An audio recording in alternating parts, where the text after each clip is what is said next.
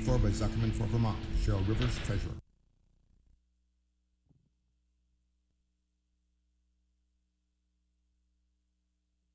Thank you for joining us today. We are Our Revolution Washington Bernie-Kratz Coalition, and we are having a discussion today on the Progressive Washington third-party politics. And we are joined by Tyler Vega and Lieutenant Governor of Vermont, David Zuckerman. Thank you so much for being here. And a word about Our Revolution. We are organizing a political revolution to challenge the power of the plutocrats and prioritize the needs of people and our planet. With your support, we are building a national grassroots movement of local groups powerful enough to win progressive issue fights, elect progressive champions, transform our political system, and get big money out of politics. Thank you for joining us. Tyler? Yeah, well, welcome, Dave. Thank you for being here. I know your time is extremely valuable, and Courtney, thanks for having us. My name is Tyler. I'm the chair of the Washington State Progressive Party. Dave is the lieutenant governor of Vermont and is a member of the Progressive Party. In Vermont, they have a three-party system, which for the rest of the country is a big wow. How is that even possible? Everybody is so stuck in this two-party idea. So I invited Dave here today to talk about that. It's filing week in Washington, and we're trying to get everybody to run. I, of course, would like people to run as progressives. But I really wanted to get a feel for how this worked in Vermont, because it's a miracle to me that this is working in one place in the entire union, and everybody else seems to think it's impossible. So Dave, feel free to go on any tangent you like and tell us about yourself. But my first question for you is, can you tell us the story about Vermont, about how in this age, in this two-party age, this one-party age, this monopoly age, how is there a three-party system in the state of Vermont? Well, that's a 40-year story, but I'll try to condense it a bit for you. Obviously, it didn't happen easily. But what happened was back in the 80s, Bernie got elected mayor in 1981. It was not under the Progressive Party banner. He ran as an independent, or maybe even another party name. And over a few years in the 80s, when he was first mayor, the Democrats in Burlington really were very upset that he won and tried to thwart every initiative he put forward. But by working with people in the communities, 1 year later, he got a number of other folks elected to the select board because they were trying to voice the needs of everyday people.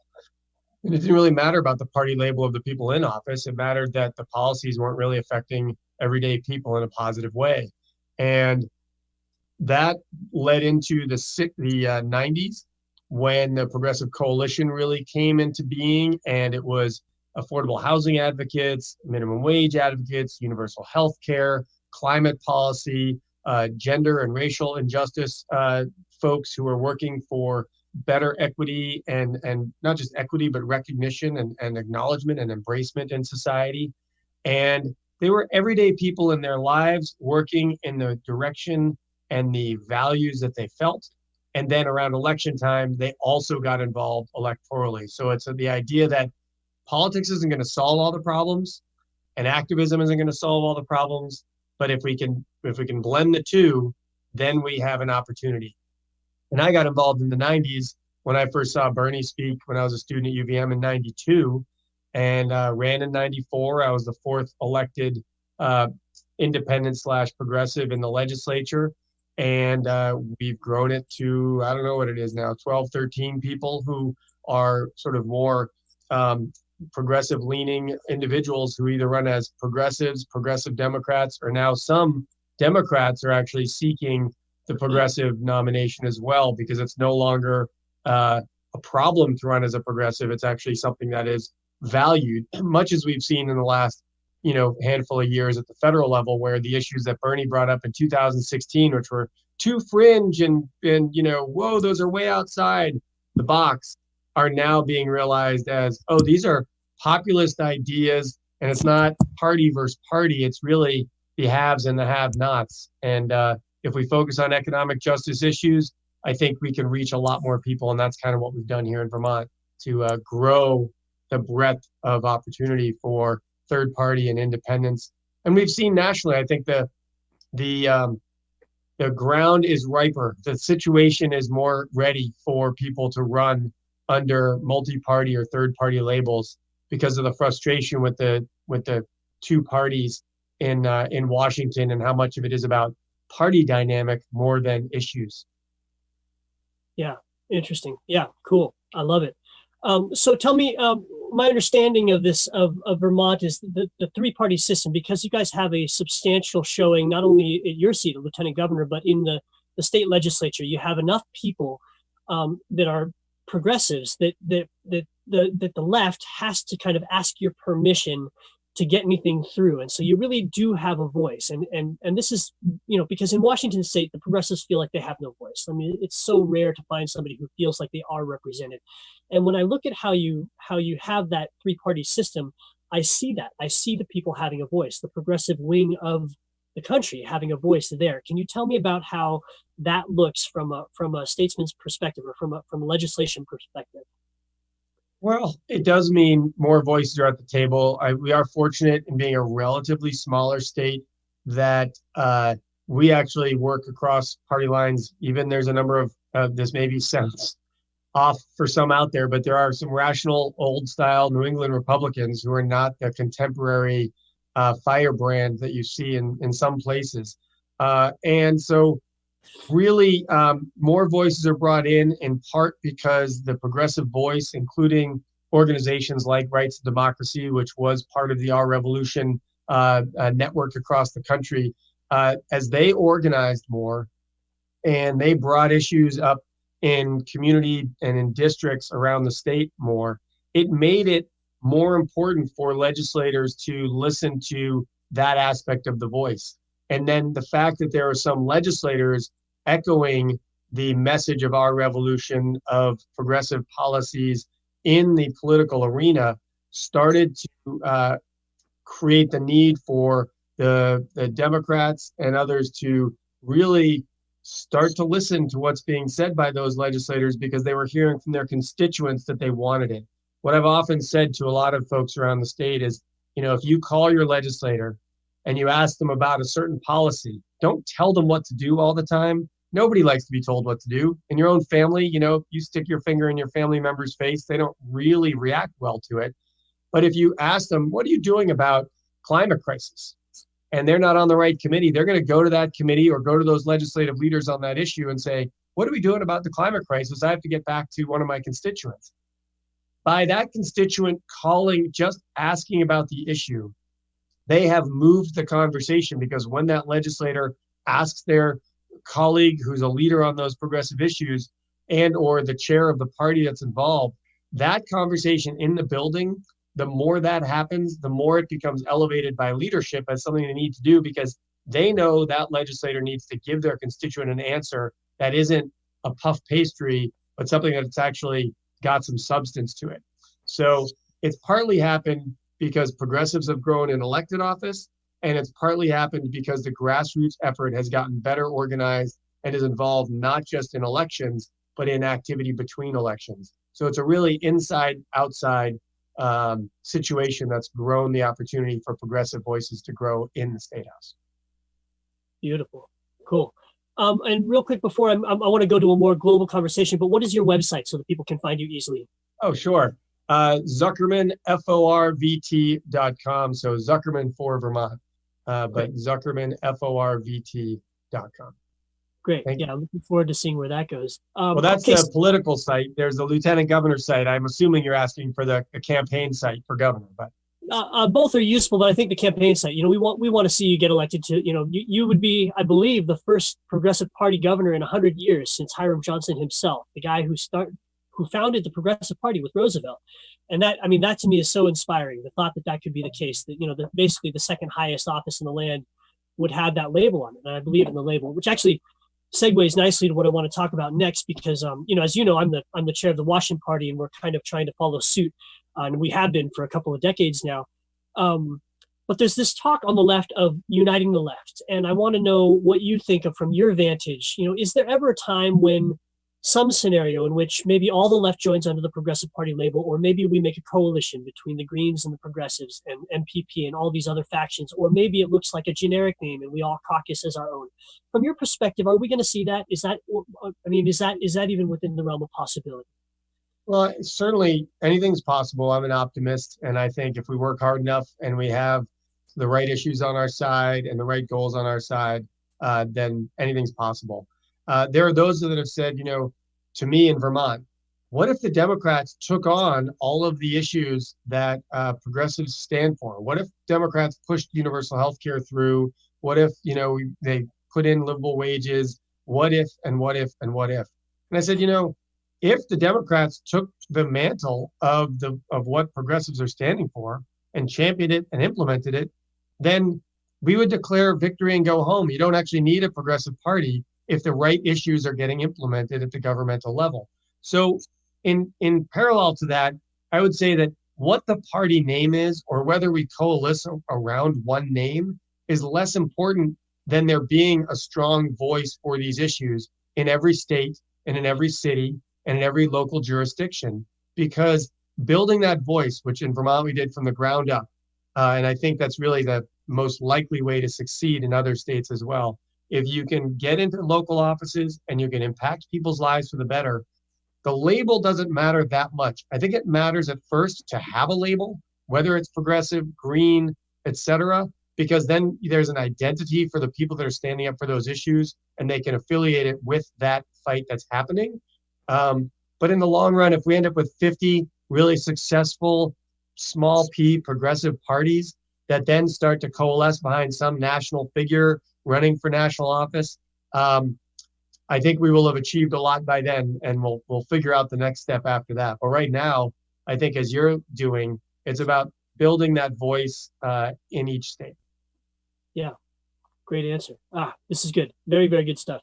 Okay, so let's move on to, again, this is a question that I've been having this conversation with people from Vermont, trying to figure out how we can kind of follow your model. And there's this talk about how well progressives do in red districts, which I love. And this is a big deal because we're a deep blue state, but we have a lot of red here, and we have a lot of common ground with the right, but we don't see it, and they don't feel like they have a voice at the table either. Can you tell me about how this has gone? Tell me about progressives running in red districts in Vermont. Sure. I'll tell you two different aspects of this. One is, the Progressive Party, or then the coalition, started in Burlington, which was a fairly, left-leaning, the People's Republic of Burlington when Bernie was mayor, community. So obviously in that situation, there were ripe districts that were more to the left of Democrats to win. And there was a lot of angst by Democrats that progressives were out to take down the Democrats. And what we've now learned 35 years later is the city of Burlington actually has no Republicans left. It's half Democrats and half progressives. So instead of it being Democrats get taken down, once you broaden the conversation to deal with everyday working people's issues, you actually start to win over some of those people that had been drifting, unfortunately, to the right wing because they were more populist and they weren't, people to be lost or chided. They were people to be gained if we could talk about their issues and their economic struggles, and people that are working hard and falling behind, which has been happening forever, but exacerbated by Reagan's trickle-down economics that the sort of neoliberal world also grasped onto in Washington in particular. And so in Burlington, you now have like half Democrats, half progressives, and no Republicans. So the whole conversation has moved from center right to center left without taking down the Democrats, which was a big fear. Now, specifically to your question, one of the things that happened in the early 2000s is progressives started running in districts that no Democrat has run in a long time, or certainly no Democrat had done particularly well in a long time. And it's hard to find candidates for every legislative seat by every party. And so in districts where Republican was always winning, Democrats were having a hard time finding people, they didn't feel threatened by a progressive running. And when a progressive ran, that voter that might have had a historical, I'm never voting Democrat, just as there are Democrats who say, I'll never vote Republican, these voters were all like, I don't even know what a progressive is, which meant the person going door to door, the person campaigning for that office was talking about issues more than party. And by doing that, there were a number of people that were disaffected that might have said, I'm never voting for a Democrat. but they would vote for a progressive because the discussion around folks' economic angst, their struggles at keeping a roof over their head, putting food on the table, those issues were their bread and butter issues. And we actually at one point had 3 progressives from historically red districts and 3 progressives from historically blue districts in the legislature. And that started to really break down what we've seen go on at the national level over and over again with Bernie's races, where the coastal Democrats who really run the party didn't think that a progressive could resonate in rural America. And yet in Vermont, Bernie does better in the rural, quote, Republican areas than any Democrat ever does. Fortunately, being a farmer, I tend to do better in those areas, not as well as Bernie. But Bernie had a better chance, I think, of winning over some of those voters by being someone who is not as stridently party focused as he was issue focused. And that's how we win in those red districts as well. Yeah, cool. Yeah, interesting. I've been having this conversation with a lot of people. It's filing week here. That's why that's the big deal right now. Everybody's filing, and at the end of next week, I think it is, everybody has to choose what party they run as, and everybody will. In Washington, you can put whatever you want. You can put Mickey Mouse, you can put unicorn farts, you can put progressive, you can put prog dem, as long as it's, I think, 16 characters. If Courtney, correct if I'm wrong. And so this idea of what are you going to run as is a really big deal right now. And so I'm trying to advise people, and what I've been believing and having this conversation with people is that in a red district, you're really better off running as a progressive because the majority of people are anti-Democrat, and the Democrats are all going to vote for you anyway, especially if it's a 2-person race. And then you're going to get at least a seat at the table with the other side of the table, with the other side of the aisle. So does that more or less, is that a true statement from your angle? Does that resonate with you? I think it certainly does resonate with me. I think particularly in those red districts, our whole political system, because we learn more about Washington than we do about the state level. We learn more about the state level than we do about the local level on the news and everything else. It has become so polarized with you're either a blue, D, or you're a red R, and if you cross over even once, you are so out of line, you're going to get demonized by your own party and so forth, and by your party's voters, that people are afraid to go outside the box. And I think a lot of voters are getting sick and tired of that, and are really yearning for someone who's more independent-minded, not as party beholden. And, I think that was a lot of the appeal for Bernie, particularly with young people, but also in some of these rural, hardworking areas of Vermont where they said, I don't always agree with him, but I know where he stands. And I know he's going to fight for what he says he's going to fight for versus finger to the wind politicians or finger to the pocketbook of the biggest donor politicians. And so if you run with integrity, then I think you have an opportunity to run and win in some of those districts, particularly not running beholden to one party only. I was a progressive in the legislature for 14 years. I then ran in the Democratic primary and won that, as well as got the progressive write-in for the state Senate for 4 years.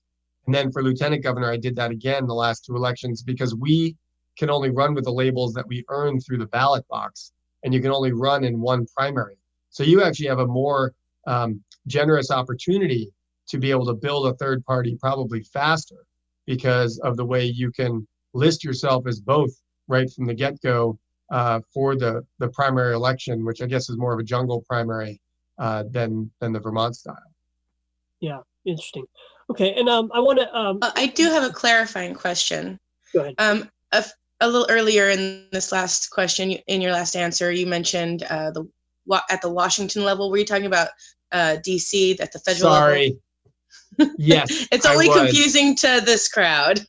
I apologize. I was talking about the Washington, D.C. Polarized situation. I apologize. That's fine. I just wanted to clarify for those watching. Mm-hmm. Yeah, thanks, Courtney. And Courtney, if you want to take, if you have other questions, if you want to jump in, I don't want to totally dominate, so feel free. I have a couple more for Dave, but do you have anything brewing that you wanted to get in here before we run out of time? I don't have anything right off the top of my head. I'm waiting to see if something develops. Okay, cool. Dave, can you tell us about fusion voting? Because people like different voting styles are a big deal right now. Star voting, RCV is really big here, but we're top two, and most people don't really like top two. Can you tell us about fusion voting? What is fusion voting? Well, it depends where you're talking about it. I know a lot more about ranked choice voting than I do about fusion voting, but in Vermont, well, I can tell you about New York State, where you can list your name on the ballot in the general election under different party labels, but it's a different line. So you could run as a Democrat and someone who's earned, for instance, the Working Families Party, and the voter can choose to vote for you as a Democrat or Working Families Party. The votes will get combined for your general election, victory, hopefully, or loss. But as a candidate, you will then know, a third of the people that voted for me under one label, and 2/3 voted under another label. So as an elected official, you have a better sense of the values or views of what's coming from your support. In Vermont, you only can run under two labels, but on the same line on the ballot in the general election. So that means you don't know how many of those voters are hardcore Dems, hardcore progressives, independent-minded folks, because it's just an aggregate vote for you. Ranked choice voting, of course, gives you a better sense of that as well, because you can see how many people voted for you in the first round or the second round. Again, you can't discern if they lean a particular way, but you can get a sense that you had a lot of strength the first time around versus the second, and maybe why. Yeah, interesting. Are you familiar at all with star voting? There's a large crew out here talking about star voting. Yeah, it's like I'm not. It's another version of it's like RCV and said to have less of a issue with spoiler. Anyway, we can get into that at some point. Also, it's like Yelp. It works like Yelp works. Okay, so almost out of time here. I know you're. I have so much respect for working with the earth, and I know you're an organic farmer. And I wanted to talk about the metaphor between politics and farming, and the soil. And you brought up a really great metaphor earlier that I would love if you could share that and happily hear your bean story, because this is the kind of thing that really matters to me. People really understand when you speak in metaphor, like the fact that we need to do this organically and from the ground up actually has a precedent in nature. And can you tell me, just Sure. With whatever time you've got left, tell us about your perspective on these things, including your story. Well, a couple things. I was speaking at a Real Organic Project event a few years ago, actually before Real Organic Project happened, because there was the battle amongst organic producers and some of the regulators as to whether or not there could be hydroponically grown products, particularly tomatoes and some small fruits, that could be called organic but weren't grown in soil. And if you really look at the foundation of organic farming, it's about building your soil and growing your soil more and more healthy, which will create healthier plants. And I don't remember exactly my words at the moment, but I basically spoke about how organic soil, with all the thriving microorganisms and variety of life in the soil, is part of what makes it so rich and vibrant for the plants to succeed. Whereas sometimes some forms of agriculture have really sort of annihilated the soil to where it's just the chemical elements and the minerals, but no life. And that I made a parallel just saying that, farming without all this vibrancy in the soil of different life is like democracy without people. And that it just really doesn't succeed in the long run. And so when I think about Progressive Party and really working as a grassroots party and organizations like Our Revolution, that's really about bringing people back into the process. When we're the hallmark country of democracy and our participation rate is, 50, maybe 55% in a presidential year nationwide. Now, your brothers and sisters to the south, I think Oregon has all mail-in ballots, right? Or does Washington have that as well? But Yeah, you see increased turnout. But the more participation there is, the stronger the democracy. But in order to have more participation, you also need to have more choices that represent the views and the breadth of views that people have. My other brief story and metaphor is that when I was first elected lieutenant governor in 2016, and I was sworn in January of 17, it's one of the few chances as a lieutenant governor you actually have to sort of speak, because you're mostly a parliamentarian in the public eye. And I gave each of the 30 Vermont senators an heirloom dry bean seed from Seed Savers Exchange, for those who are familiar.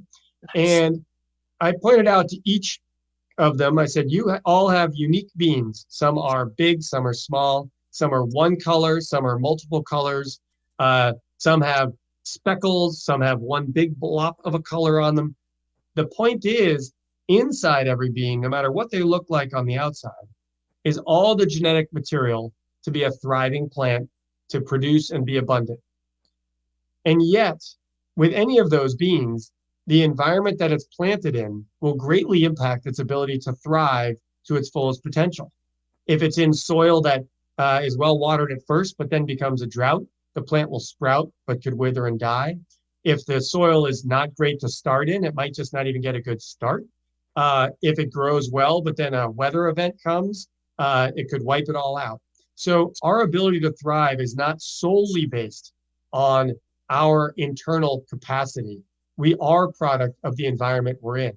And that our job in governance is to make sure we work to provide the healthiest soil and the healthiest environment for each person who is born, each bean that is sown, to grow and thrive to its fullest potential. And if you look at all of our policies through that lens, whether it's education, whether it's healthcare, whether it's how people are treated in the workplace, that is what I think our opportunity is in governance, to help all of our citizens be the best they can be. Yeah, awesome. So glad to hear all that. Okay, so we're basically out of time here. So, Dave, I'd like to give you one more chance to just tell us, even if it's been said, your website, who you are, what you're running for, where you see it. And then after that, I'll hand off to Courtney to give us some closing words. And thank you for that. I think you just gave me a new angle to work with, because that's so similar to one of the parables in the New Testament that I'm going to have something to work with when I speak to some of my friends on the right about some of these issues. And I just had a whole opening of possibilities with some common ground as far as conversation, where permaculture meets some things that people on the right understand as far as I know. Anyway, so Dave Zuckerman, thank you so much for being with us, Lieutenant Governor of Vermont, running for governor. Please give us your whole spiel right now, and then Courtney, if you could take us out, that'd be great. Well, I guess I would just say, obviously, yes, David Zuckerman, Lieutenant Governor. As a legislator, I helped push through marriage equality, raising the minimum wage, worked towards universal health care in Vermont, helped pass the end of life choices legislation, worked on a lot of climate bills, and have now put my hat in the ring to become the next governor of the state of Vermont. And certainly anybody out there who wants to help me with that could visit my website, zuckermanforvt.com.